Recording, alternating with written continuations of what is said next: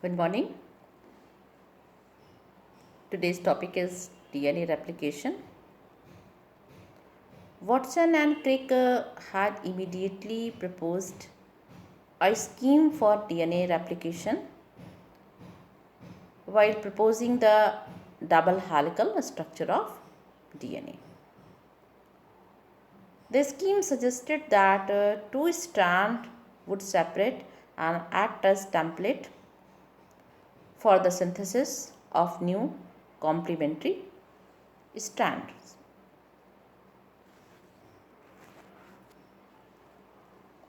After the completion of replication, each DNA molecule would have one parental and one newly synthesized strand. This scheme was termed as semi-conservative DNA replication, and this experiment is proven by Masselson and Stahl in 1958 by using heavy nitrogen in E. coli bacteria.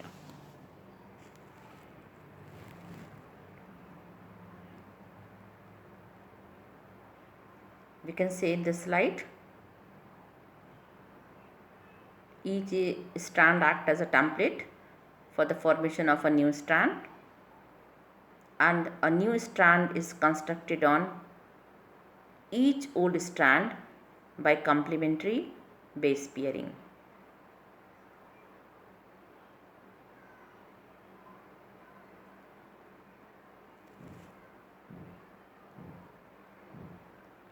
And this slide picture,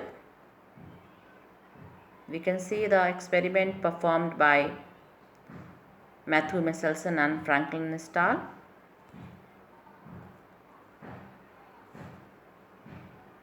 By taking heavy nitrogen and light nitrogen in the E. coli bacteria,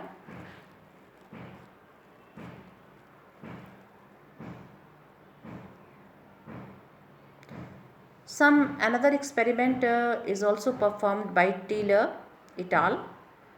Have proved that semi-conservative mode of chromosome replication in eukaryotes also.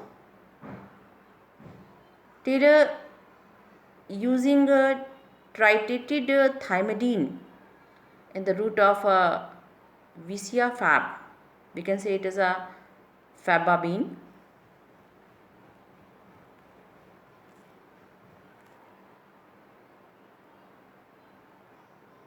It is a semi-conservative replication in the F1 generation, then in the F2 generation, by using heavy and light nitrogen containing isotopes. What are the point of semi-conservative nature of DNA by Matthew Masselson and Franklin Stahl? Actually, in the first step, they grew E. coli bacteria on 15 NH4Cl culture media, and 15 is the heavy isotope of nitrogen. Both the strand of DNA have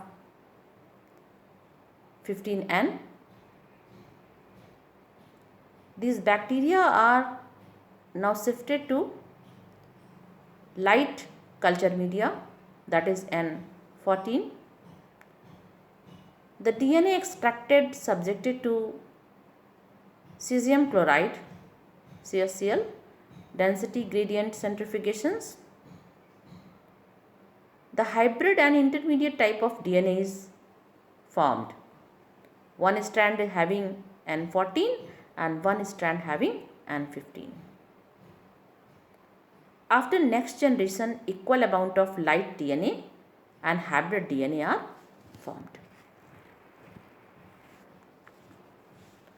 Now, what is the mechanism of replication?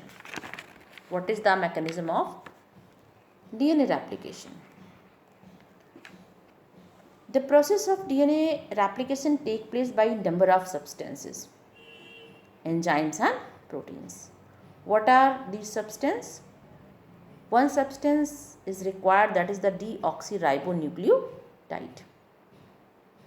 The main enzymes which are required for the process of DNA replication is DNA helicase, DNA polymerase. DNA polymerase is of three types: DNA polymerase third, second and first, RNA primase and DNA ligase. The protein is known as SSB, single strand binding protein. It plays a very important role in the mechanism of DNA replication. Actually, DNA polymerase enzyme is of three types, but the main polymerizing enzyme is DNA third. Let me clear here that in eukaryotes, DNA polymerase enzymes are of five types. DNA polymerase enzyme alpha, beta, gamma, delta and epsilon. There are five types of DNA polymerizing enzymes in case of the eukaryotes.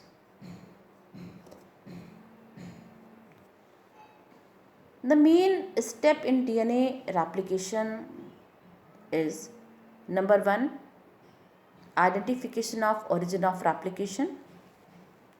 Second, activation of deoxyribonucleotides. Third one is the unwinding of helix and making replication fork.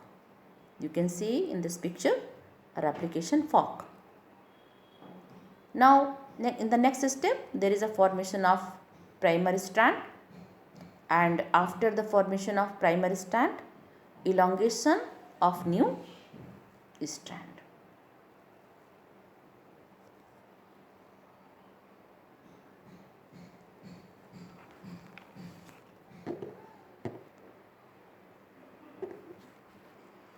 This is a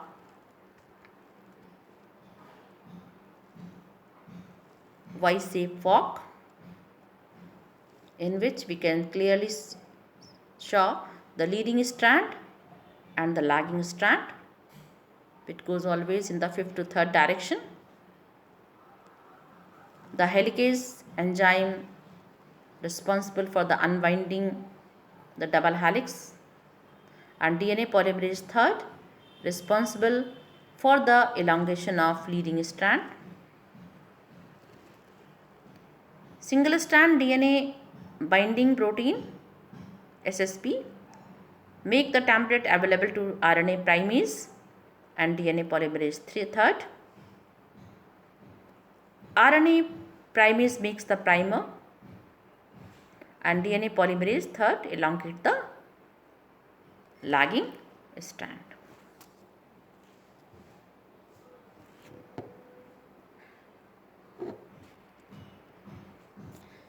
Mechanism of replication start as a point of DNA molecule that is called the point of origin. At origin, the DNA strand unwinding by breaking of hydrogen bond. This takes place with the help of an enzyme called DNA helicase, responsible for unwinding of the DNA strand. At the point separation, it appears like a fork or a Y shape. It is known as the replication fork. Each old DNA strand acts as a template for the synthesis of new strand.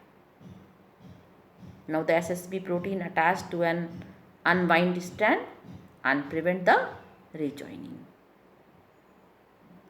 The synthesis of new DNA strand on old DNA strand take place by the help of an enzyme named DNA polymerase third.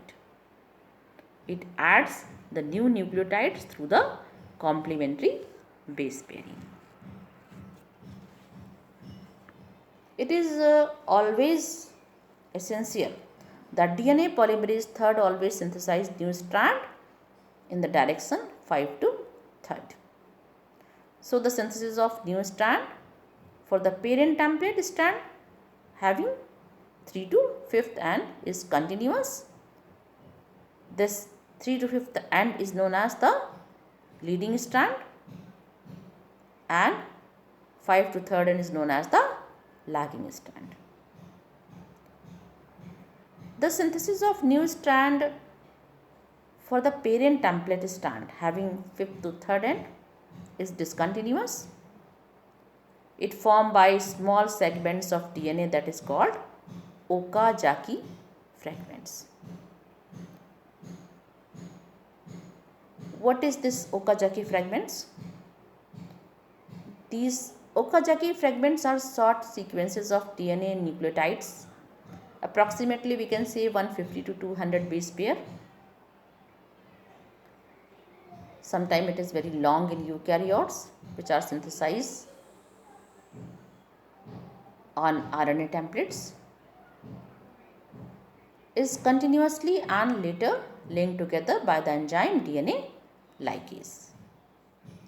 And after joining with the DNA ligase to create the lagging strand during the process of DNA replication. This Okazaki fragment is discovered by Soneko Okazaki, a Japanese molecular biologist, and after the discovery by this scientist, the name termed as Okazaki fragments. So during the formation of Okazaki fragments, RNA primase first synthesize the RNA primer and the DNA polymerase third continuous the synthesis of Okazaki fragments into the 5th to 3rd direction, and after the end the RNA primer are replaced by the deoxyribonucleotides with the help of DNA polymerase 1. The Okazaki fragments join together with the help of enzyme DNA ligase. And DNA, what is the role of DNA polymerase 2? Once again check the repair, the error. If there is any error occurred in the new strand, it is responsible to checking and repairing. And after that, the replication is over.